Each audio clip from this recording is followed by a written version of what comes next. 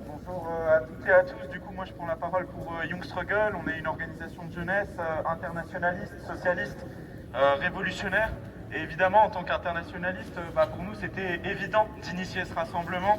On remercie chacun et chacune d'être venu un dimanche matin, de cette levée, de cette rassemblée. On remercie chaque organisation qui a apporté sa signature. Car ici, en fait, ce qui nous rassemble, c'est la conscience du danger. Ce danger, c'est le régime réactionnaire d'Ahmed al-Shara, qui est installé en Syrie depuis près d'un an, et de ses alliés objectifs, dont le régime fasciste en Turquie.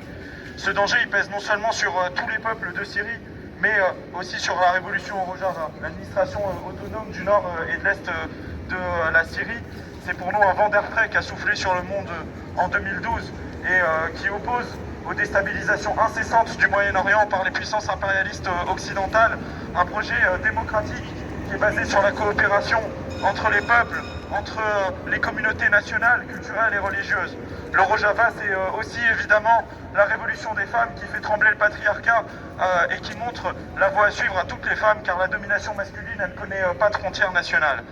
Le récent cessez-le-feu, le soi-disant accord de droit culturel donné aux Kurdes par la Syrie, par ce régime réactionnaire, il doit absolument pas nous leurrer.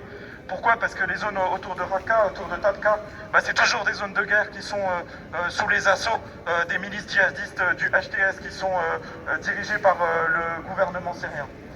On ne doit pas non plus oublier le sacrifice héroïque des résistants et des résistantes d'Alep, dont Ziad Khaled et Denis Chia, ni l'occupation récente des quartiers de Sheikh Mahsoud, d'Ashrafiyeh et de la région autour de Der Hafez. Le régime syrien, on le sait aujourd'hui, et ce qui se passe en Syrie depuis un an, en fait, c'est la preuve du fait que c'est qu'un pion de l'impérialisme états-unien. Il n'a qu'un seul but, c'est garantir les intérêts économiques et politiques des USA dans la région. La leçon que nous devons en tirer, elle est très simple, camarades. Les impérialistes, ils ne s'allient jamais au peuple opprimé réellement. Les exploités, les opprimés, en fait, ils peuvent compter que sur eux-mêmes. Le seul réel allié du peuple, c'est le peuple. Et en ce sens, et selon cette boussole, on doit tenir également compte de cette dernière pour qualifier et caractériser la situation qui se déroule en Iran. Donc les peuples d'Iran et leur légitime rébellion contre le régime réactionnaire des mollahs, elle ne doit pas nous mener à hurler avec les loups.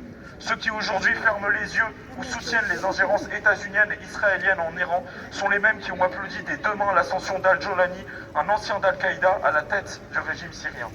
Le Kurdistan iranien, le Rojilat, il ne saurait passer d'une domination coloniale théocratique alignée sur la Russie à une domination coloniale monarchique alignée sur les USA.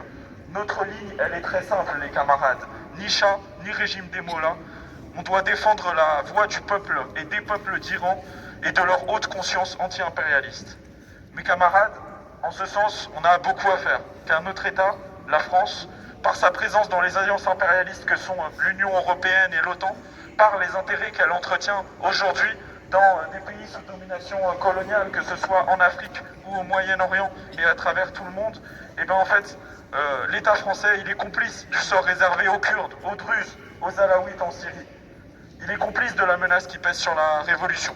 Ursula von der Leyen, elle promettait encore la semaine dernière l'argent de l'Union européenne en soutien au régime d'Al-Jolani, alors que les quartiers kurdes d'Alep étaient sous les bombes. Ce même Jolani, il était accueilli sur les tapis rouges à Paris, notamment il y a peu pour serrer les mains des dirigeants de l'État génocidaire israélien.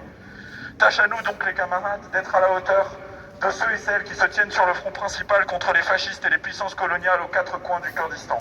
Ouvrons depuis notre pays un large front de solidarité avec la révolution, avec les peuples écrasés et agressés par l'impérialisme, du Venezuela à la Palestine, de l'Iran au Kurdistan, la liste est longue, les camarades.